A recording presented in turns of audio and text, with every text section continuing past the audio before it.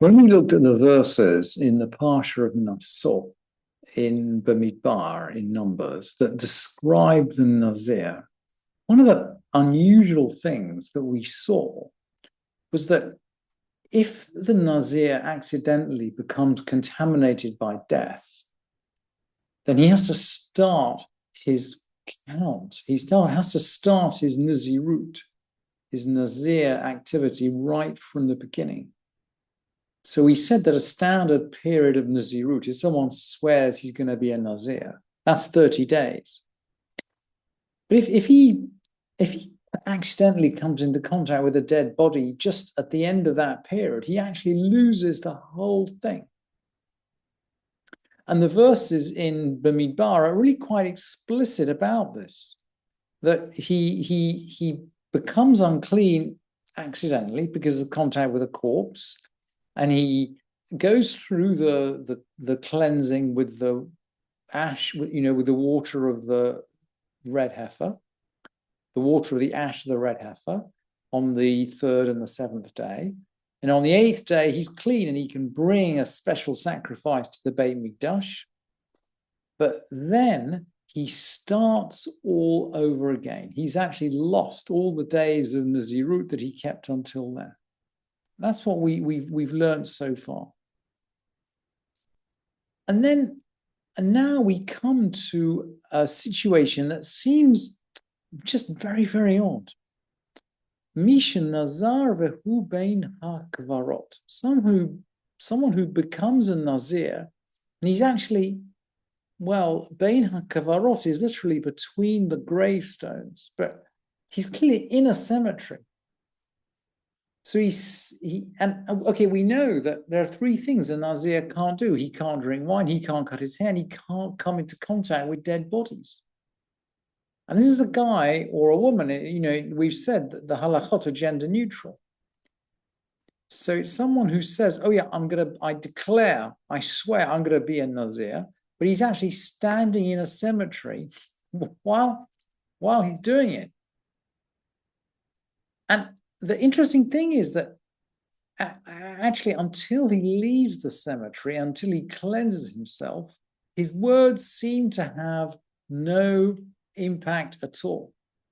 So let's have another look at the Mishnah. Misha Nazar vehu bein hakavorot, someone who becomes a Nazir while in a graveyard. Afilu hu sham shloshim yom, even if he stays there 30 days. We've said 30 days is a standard period for Nazirut. And we're assuming, by the way, that during that 30 days, he hasn't cut his hair, he hasn't drunk any wine, he hasn't touched any grapes. He's playing everything by the book, but he's still and he hasn't necessarily, by the way, touched a dead body in that cemetery. We'll explore this in a minute. But he's in the cemetery. He hasn't done anything. Ein olin lo mina minyan. Those days don't count. And that means a normevi korban tumah. He doesn't have to bring a sacrifice for impurity. So we've said regularly, someone who's a Nazir and who accidentally comes into contact with a corpse would bring a sacrifice, that bring the 2 turtle doves on the 8th day. But this guy doesn't have to do it. It's as if he never was a Nazir to start off with. But let's carry on. Yatsa v'nichnas olin lo mina minyan. So if he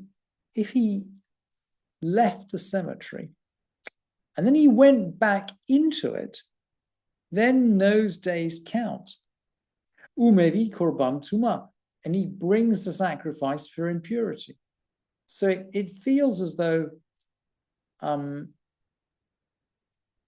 if he leaves the cemetery, clearly he can leave the cemetery and cleanse himself, and then he can start counting properly.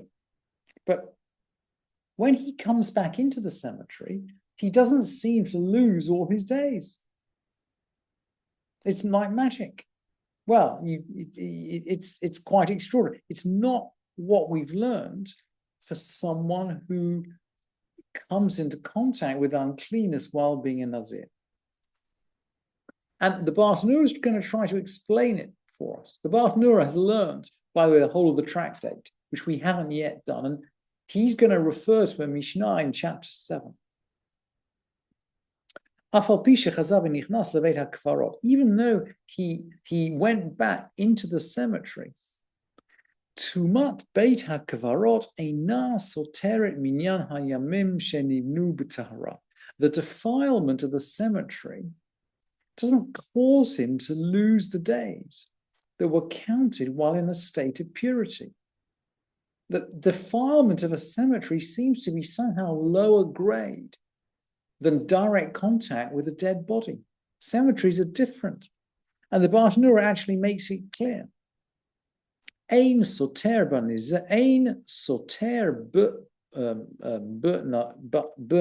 Nazir. The only things that essentially make a Nazir lose his days are Yud Bet Tumot Hamurat Bo, the 12 defilements that are mentioned about it. And the Baal Nura is actually referring to a Mishnah in chapter 7 that mentions 12 kinds of contact with the dead that make a Nazir essentially lose all his days, make him go back to the beginning of the count. But actually, walking into a cemetery is not one of those.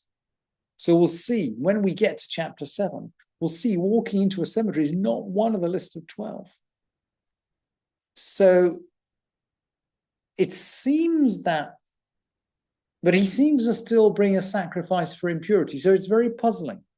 And Rabbi Eliezer is going to have the last word. Rabbi Eliezer Omer lo vo vayom. Rabbi Eliezer says, look, this doesn't work if he leaves and enters the same day.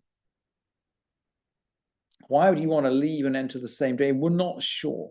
But he's going to quote a verse. He's going to quote the final verse of in Nazir, describing what a Nazir does if he becomes unclean. The verse says, look, the first days he counted just fall away. They're useless. They're as if they haven't existed.